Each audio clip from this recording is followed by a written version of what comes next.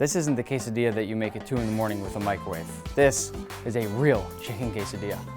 We're gonna begin by marinating our chicken. To a bowl, I'm gonna add some Mexican oregano, a bit of coriander, cumin, garlic powder, cayenne pepper, paprika, always one of my favorite ingredients, a bit of sugar to balance out all the acidity that we're about to add in here, then a little bit of soy sauce. That's gonna give us a nice kick of umami. Then I'll slice 2 limes and add in all that juice. You can use a juicer if you want. It feels more satisfying to squeeze them by hand anyways. It's no fun to use a juicer all the time. Then we also got an orange, squeeze that in, watch for any seeds. Then we'll go in with a little bit of oil, and to finish, a pinch of salt. I'm gonna give this a quick whisk, make sure my whole marinade is well combined. I'm gonna toss on a pair of gloves here. It's an optional step, but it allows you to move faster in the kitchen. And then I'll add in my chicken. These, by the way, if you didn't recognize them already, are chicken thighs. The reason I often prefer chicken thighs over chicken breasts is because these have a lot more fat in them, so they end up being a lot more tender, and they're actually harder to overcook. Now, I'm just gonna get in there with my hands, mix this all around to make sure it's fully coated, and once it's fully submerged under my marinade, I'll cover it up with plastic wrap and bring it to the fridge to marinate while we prepare the rest of the components for our quesadillas. While our chicken's marinating, we're gonna move into making our flour tortillas. You can certainly get store-bought flour tortillas if you like, but similar to making fresh pasta at home, I think it's a total game changer to make the tortillas yourself. To make these, we're gonna start in a bowl with some all-purpose flour, a sprinkle of salt, and some pork lard. If you can't find pork lard or you wanna use something different anyways, you can get shortening or you can even use butter. I'm gonna give this a quick initial mix with my wooden spoon, just breaking apart some of that pork lard, and I wanna see it start to form these little clumps.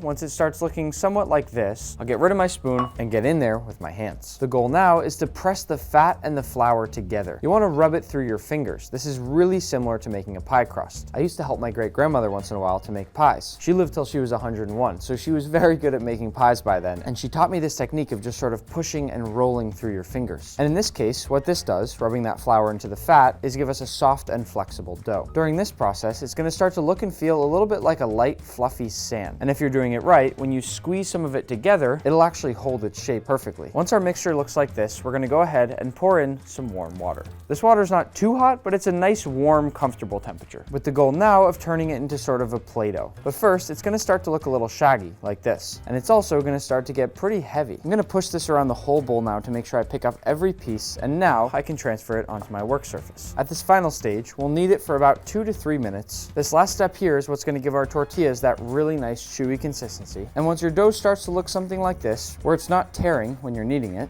you're good to go ahead and cut this up into portions. I've made enough dough here to make 4 flour tortillas, so you can use a scale if you want, but I'm just gonna eyeball it and try to cut this into 4 perfect portions. Before we let these rest for a little bit, I'm just gonna ball each of them up. What you're seeing here is a simple technique where the dough basically grips the bottom of your work surface and almost forms itself into a ball. And last but not least, I'll toss them all into a plastic bag. You can also wrap them individually with plastic wrap, and we'll let these sit off to the side for 20 to 30 minutes to rest. Our chicken's marinating, our tortillas are resting, so let's make a sauce.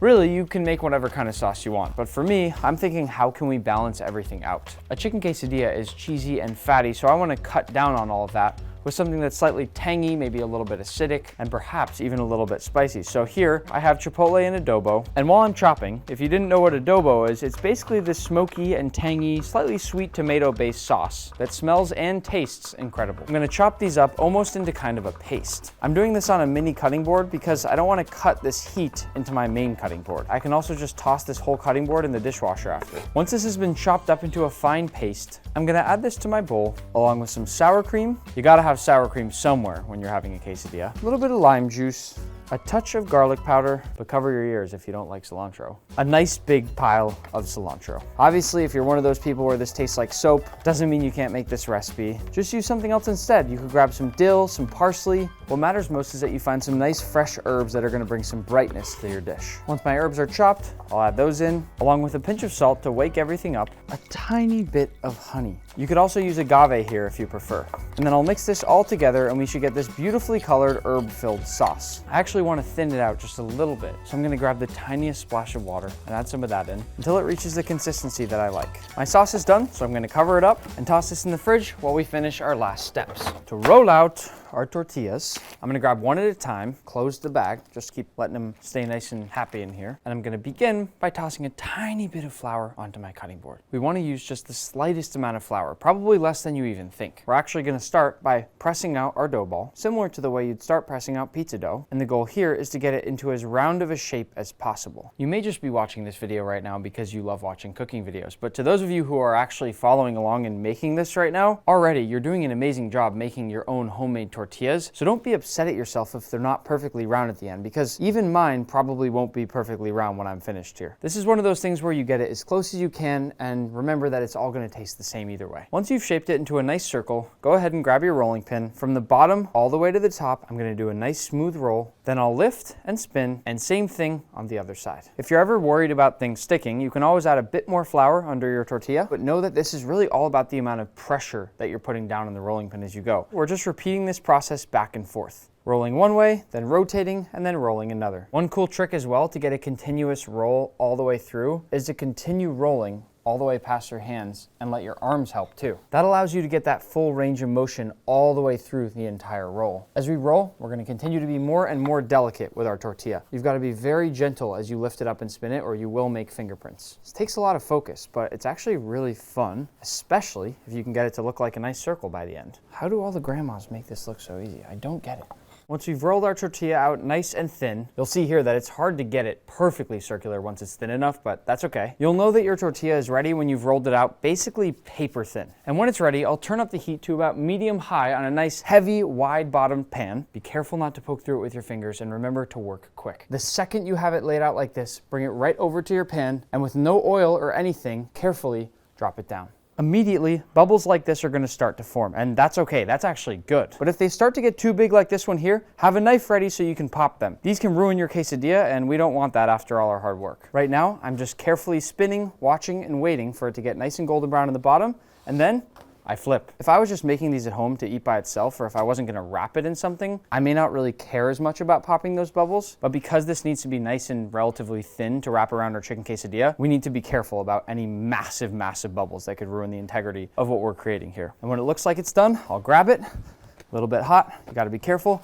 and toss it into my bag. I can leave the bag open, but this is gonna keep it nice and soft and steamy and flexible. And while that sits and rests, we can roll out another. Same thing, a little bit of flour, and this time I'm not gonna make you wait.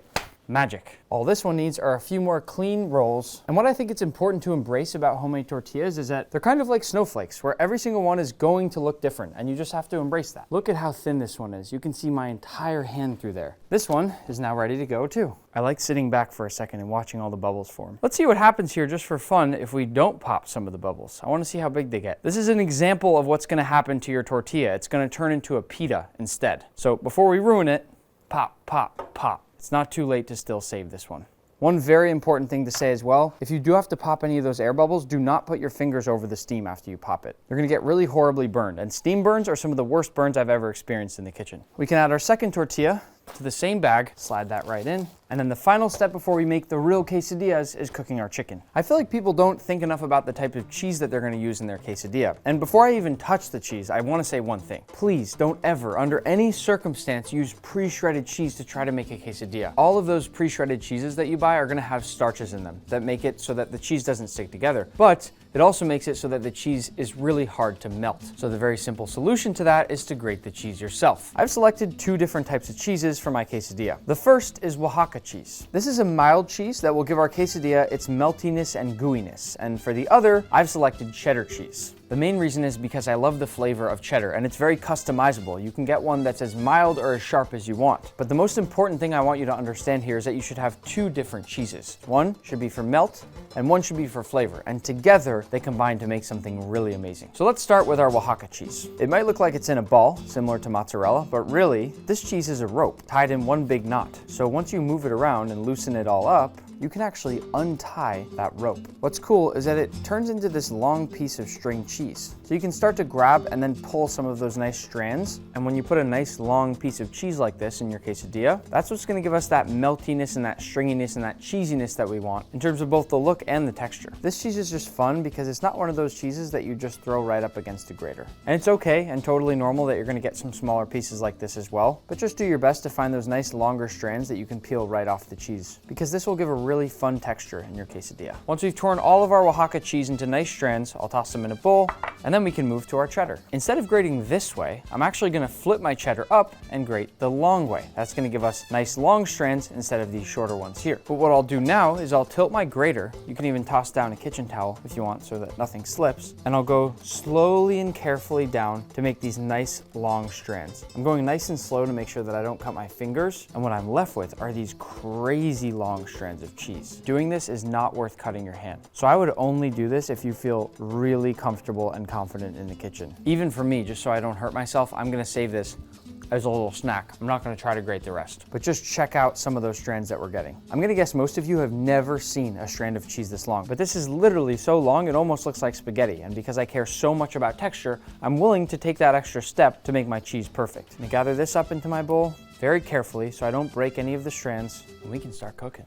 Our chicken has been sitting in this beautiful marinade for quite a while now. I'm doing all of this to show you how you would make what I think is the perfect chicken quesadilla, but if you're really in a time crunch, go buy a rotisserie chicken and then spice it up a little bit with something when you get home. That to me is gonna be the second best way to get some fully cooked chicken that you can then make a really great chicken quesadilla with. What we're gonna do is come over here, get a nice heavy bottomed pan similar to one like this so that you can get really nice even heat distribution throughout, and then we'll add in our oil. Make sure that whatever oil you're gonna use has a nice high smoke point so that it doesn't burn, because we're gonna be cooking at very high heat here. Once my oil starts to shimmer, I'm gonna add in my chicken. Careful. I'm going to immediately weigh these down with some weight so that they really press against that pan, get nice hard contact and a nice hard crust and sear. And I also want to point out that I'm using more oil than most people would, and that's because I like for the oil to be able to really get up there in all the nooks and crannies of the chicken to get it nice and perfectly crispy. Don't be surprised when I turn these over in a minute if they have a nice dark char to them. We actually want to develop a nice dark crust, and that's part of the reason that we have some soy sauce in here. If you've ever put soy sauce in a hot pan, you probably know that it burns very easily. But in this case, for me, it's a nice kind of burnt. It's gonna give us that burnt char with soy sauce flavor. After a few minutes here, especially when I'm starting to see some of that really dark black char on the outsides there, I think our chicken should be ready to flip. And I'm gonna flip in the order that we laid them down. See that dark char that I'm talking about? That's perfect. Our second piece, we're getting just the right amount of char here. That one's awesome. That might be my favorite one. I get how it may just look like it's burnt and done incorrectly, but this really is gonna be that flavor that we need to round out our quesadillas. It's one of the things in here that gives us that difference between a good and a great quesadilla. While my chicken finishes cooking, I'm gonna get my workstation ready to finish things up. I'm gonna add it off to this bowl now, where it's gonna rest. I'm gonna bring in my griddle that I'm gonna be cooking my quesadillas with. While that chicken rests for just a moment, I'm gonna get ready to layer. What I'm about to do right now is the only time I am ever going to mention the words microwave and quesadilla in the same sentence. I'm gonna wrap it in this damp paper towel and toss it in the microwave for just a few seconds to get it nice and soft so that we can bend it over itself without it cracking. Here it is, my nice steamy tortilla. See how it's turned a bit different in color? Now it's all floppy and loose, much easier to work with. It's not gonna crack on me. While that remains nice and hot, I'm gonna grab my chicken, probably just need about this much to fill in this side. I'm gonna chop it into nice long strips like this, mixing it all up with the size of the pieces and the texture. And then the way that we layer is by first putting down some of our cheddar. Remember, it's only gonna be on one half of the tortilla, then a little bit of the Oaxaca cheese, then down I go with some of my delicious fresh cooked chicken that's still nice and piping hot. So even now, it's gonna sort of start to melt into that cheese and cook it even a little bit. Sometimes it's nice to give it a little press as well. And then I'm gonna go in reverse. I'm gonna add some Oaxaca cheese. I'm making a cheese sandwich inside this quesadilla that's gonna essentially act as a glue to hold everything together. And now finally, to finish it off, a little bit more of that cheddar cheese. Some people add all kinds of things. They add peppers, they add onions, they add whatever. I like to keep the quesadilla itself very simple. You don't really need it or want it to be overflowing with all kinds of stuff. And that's it. We fold it up, give it a nice press. I don't have the filling coming all the way to the edges yet because that's gonna happen while it cooks. And then in one swift motion, on we go. You may be a little confused here. Why is there no oil? I'm sure you and I have both had one or more of those quesadillas that are wet and soggy and disgusting and hard to even hold up. And that's not right. So with this recipe, there's no need for that oil or that butter or anything there that's gonna soak up into that tortilla. All that fat is already inside the cheese in our quesadilla anyway, so we don't really need any more. Instead, I'm just gonna weigh it down with a few of these presses for now and carefully monitor the heat as it cooks. That is one tricky part I will admit about making quesadillas, and that's that they can burn like that. Every so often, I'm gonna remove these weights. Right now, I'm just weighing it down to press everything together and make sure we're getting even contact across the whole tortilla on the pan. And I'll move it around a little bit to make sure that the tortilla is touching different parts of the pan at all different times, since this pan, or any pan, is gonna be hotter and colder in different spots. We're getting a beautiful cheese crust here. It almost becomes an extension of the tortilla, which is pretty cool.